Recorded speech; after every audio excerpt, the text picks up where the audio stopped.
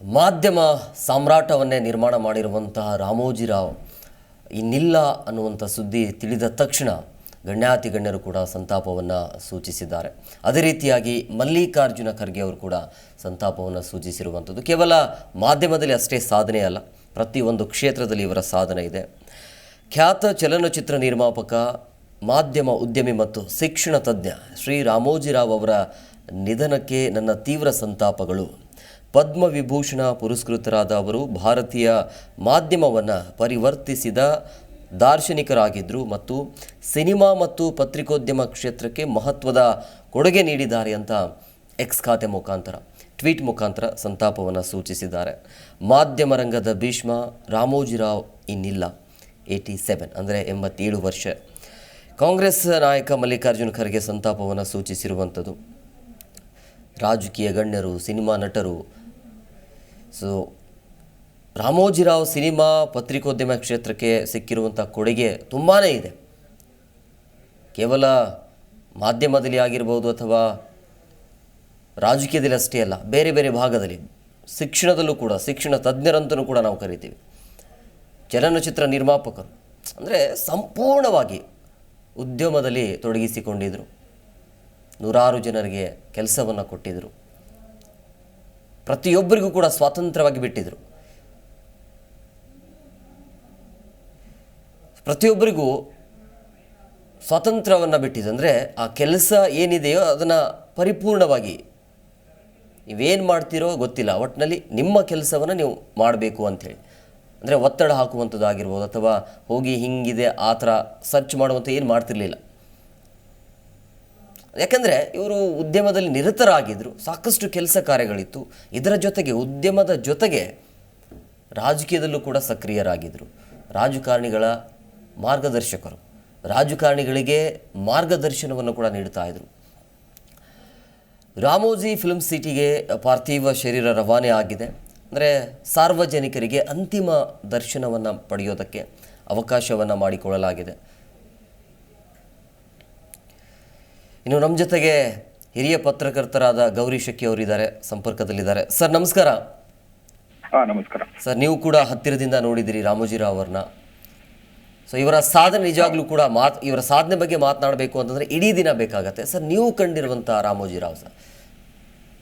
Okay, ನೀವು ಹೇಳಿದ ಹಾಗೆ ಹತ್ತಿರದಿಂದ ನೋಡಿದಂಥ ವ್ಯಕ್ತಿಗಳಲ್ಲಿ ಒಬ್ಬರು ರಾಮೋಜಿರಾವ್ ಅವರು.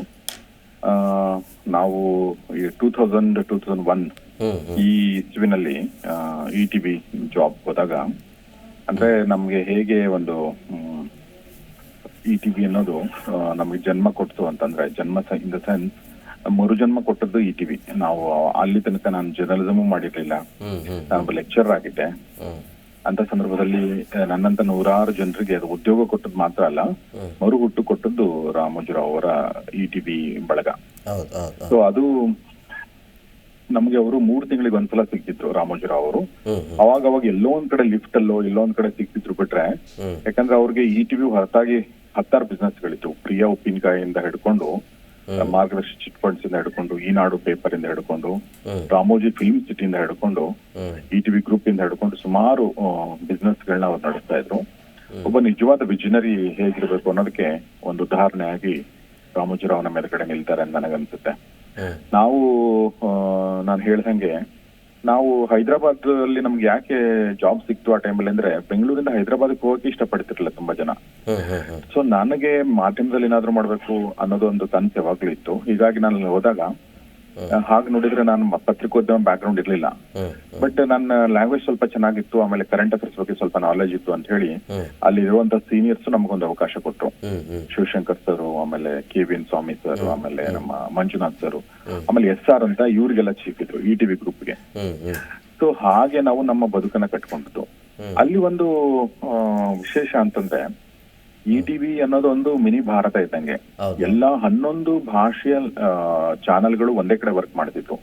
ಸೊ ನಮ್ ಪಕ್ಕದಲ್ಲಿ ಬಂಗಾಲಿ, ಇನ್ನೊಂದ್ ಕಡೆ ಮರಾಠಿ, ಇನ್ನೊಂದ್ ಕಡೆ ಒರಿಯಾ, ಇನ್ನೊಂದ್ ಕಡೆ ಬೆಂಗಾಲಿ, ಇನ್ನೊಂದ್ ಕಡೆ ತಮಿಳು ಮತ್ತು ಮಲಯಾಳಂ ಬಿಟ್ರೆ ಎಲ್ಲಾ ಚಾನೆಲ್ಗಳಿತ್ತು. ಉರ್ದು ಚಾನಲ್, ಎಲ್ರು ಫ್ರೆಂಡ್ಸ್ ಕೂಡ. ಸೊ ಆಮೇಲೆ ಅಲ್ಲಿ ಹೋದಾಗ ನಮ್ಗೆ ಹೇಗೆ ಅಂದ್ರೆ, ನಮ್ಗೆ ಅದು ಬಿಟ್ಟು ಬದುಕೇ ಇಲ್ಲ. ಆಮೇಲೆ ಬ್ಯಾಚುಲರ್ಸ್ ಬೇರೆ ನಾವು. ಸೊ ನನಗೆ ಅಂದ್ರೆ ಇವರು ನಮ್ಮ ಇವತ್ತು ನೀವೇನ್ ನೋಡ್ತಾ ಇದ್ರೆ ನ್ಯೂಸ್ ಆಂಕರ್ಗಳಿರ್ಬೋದು, ಸೀನಿಯರ್ ಜರ್ನಲಿಸ್ಟ್ಗಳಿರ್ಬೋದು, ಎಲ್ಲ ETV ಪ್ರಾಡಕ್ಟ್ಗಳೇ ಬಹುತೇಕರು. ನಮ್ಮ JP ಶೆಟ್ಟಿ, ಹಮೀದ್ ಪಾಳ್ಯ, ರಾಧಿಕಾ ರಾಣಿ, ರಂಗನಾಥ್ ಭಾರದ್ವಾಜ್, ಇವರೆಲ್ಲ ನಿಮಗೆ ತೆರೆ ಮೇಲೆ ಕಾಣುವಂತವ್ರು. ತೆರೆ ಮೇಲೆ ಕಾಣದೇ ಇರುವಂತ ನೂರಾರು ವ್ಯಕ್ತಿಗಳು ETV ಇಂದ ಬದುಕನ್ನ ಕಟ್ಕೊಂಡಿದ್ದಾರೆ. ಇವತ್ತು ಕೂಡ ಮಾಧ್ಯಮದಲ್ಲೇ ಕೆಲಸ ಮಾಡ್ತಾ ಇದ್ದಾರೆ. ಸೊ ನಾವು 3 ತಿಂಗಳಿಗೆ ಒಂದ್ಸಲ ಅವ್ರ ಜೊತೆ ಮೀಟಿಂಗ್ ಮಾಡಿದಾಗ ಅವರು ಎಷ್ಟು ಒಂದು ಶಾರ್ಪ್ ಇದ್ರು ಅಂತಂದ್ರೆ, ಮತ್ತು ಎಷ್ಟು ಚೆನ್ನಾಗಿ ಮೀಟಿಂಗ್ ಮಾಡ್ತಿದ್ರು ಅಂತಂದ್ರೆ, ಉತ್ತರ ಕೊಡಕ್ಕೆ ತತ್ತರಿಸ್ತಿದ್ರು ಸೀನಿಯರ್ಸ್ ಗಳೆಲ್ಲ. ಅಷ್ಟು ಚೆನ್ನಾಗಿ ಅವರು ಮೀಟಿಂಗ್ ಮಾಡ್ತಿದ್ರು. ಯಾಕಂದ್ರೆ ಅವರು ತುಂಬಾ ಬ್ಯುಸಿ ಇರ್ತಿದ್ರು ಆಬ್ವಿಯಸ್ಲಿ.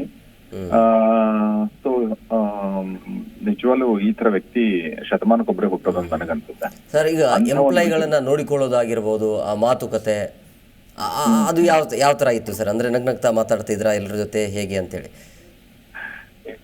ಒಂದು ಅವರು ಈಗ ನಾನು ಅಲ್ಲಿ ಹೋದಾಗ ನಾನು ತುಂಬಾ ಜೂನಿಯರ್, ಓಕೆ, ನಮಗ್ ಸೀನಿಯರ್ಸ್ ಗಳು ತುಂಬಾ ಇದ್ರು. ಹಿಂಗಾಗಿ ಡೈರೆಕ್ಟ್ ಆಗಿ ನಾವು ಅವ್ರ ಜೊತೆ ಮಾತಾಡೋದಾಗ್ಲಿ, ಅವ್ರ ಜೊತೆ ಮೀಟಿಂಗ್ ಮಾಡೋದಾಗ್ಲಿ, ಅಂದ್ರೆ 3 ತಿಂಗಳ ಮೀಟಿಂಗ್ ಬಿಟ್ಟು ಬೇರೆ ಚೇಂಬರ್ ಹೋಗಿ ಮೀಟಿಂಗ್ ಮಾಡೋಂತ ಪ್ರಸಂಗಗಳು ನನಗಂತೂ ಬಂದಿಲ್ಲ.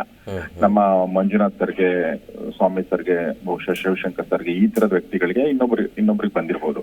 ನಾನು ಆ ತರದ್ದು ಮೀಟಿಂಗ್ ಗಳು ನಾನು ಭಾಗವಹಿಸಿಲ್ಲ. Because I was two junior person to interact with Ramoji Rao sir. But ನಮ್ಗೆ ಈಗ 3 ತಿಂಗಳ ಮೀಟಿಂಗ್ ಅಲ್ಲಿ ಹೆಂಗ್ ನೋಡ್ತಿದ್ರು ನಮ್ಗೆ ಗೊತ್ತಿತ್ತು. ಎರಡನೇದು ಎಂಪ್ಲಾಯ್ಗಳು ಹೇಗ್ ನೋಡ್ತಿದ್ರು ಅಂದ್ರೆ ಅವ್ರು ಭೇಟಿ ಆಗ್ಬೇಕಾಗಿಲ್ಲ, ಭೇಟಿ ಆಗದೇನೆ ಅವ್ರು ಹೇಗ್ ನೋಡ್ತಾರೆ, ಏನ್ ಫೆಸಿಲಿಟಿಗಳನ್ನ ಕೊಡ್ತಾರೆ ಅನ್ನೋದು ಕೂಡ ಮ್ಯಾಟರ್ ಆಗುತ್ತಲ್ಲ. ಸೊ ಹಿಂಗಾಗಿ ಅಲ್ಲಿ ನಮ್ಗೆ ಅಲ್ಲಿ ನಾವು ಬಹಳಷ್ಟು ತಮಾಷೆ ಮಾಡ್ತಿದ್ವಿ. ಏನಂದ್ರೆ ರಾಮೋಜಿರಾವ್ ಅವರು ನಮ್ಗೆ ಅಂದ್ರೆ ಕಂಪ್ಲೀಟ್ ಅಲ್ಲಿ ನೀವು ಹೊರಗಡೆ ಹೋಗೋ ಅವಶ್ಯಕತೆನೇ ಇರಲ್ಲ. ಒಂದ್ಸಲ ನೀವು ETV ಒಳಗಡೆ ಹೋದ್ರೆ ನಿಮ್ಗೆ ಅಲ್ಲೇ ಊಟ, ಅಲ್ಲೇ ತಿಂಡಿ, ಓಕೆ, ಅಲ್ಲೇ ಹೋಟ್ಲ್ಗಳು ಕೂಡ ಇತ್ತು.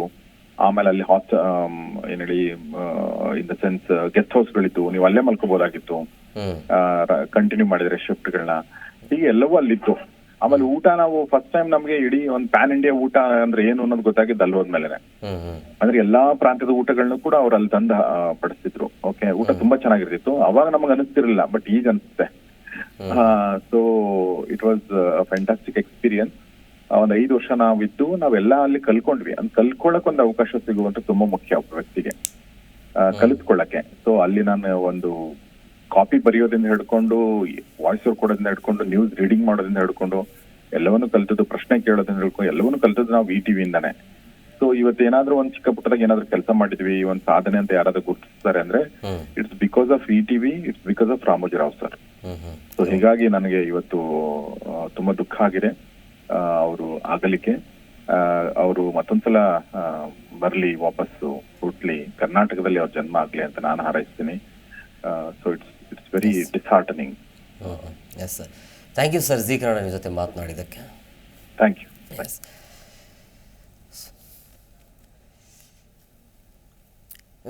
ನೋಡಿ, ನಿಜವಾಗ್ಲೂ ಕೂಡ ನಾನು ಆವಾಗಲಿಂದ ಹೇಳ್ತಾನೆ ಇದ್ದೀನಿ, ಅಂದರೆ ಒಂದು ಕ್ಷೇತ್ರದಲ್ಲಿ ಇವರ ಸಾಧನೆ ಅಷ್ಟೇ ಅಲ್ಲ, ಪ್ರತಿಯೊಂದು ಕ್ಷೇತ್ರದಲ್ಲೂ ಕೂಡ ಇವರು ಸಾಧನೆಯನ್ನು ಮಾಡಿದ್ದಾರೆ.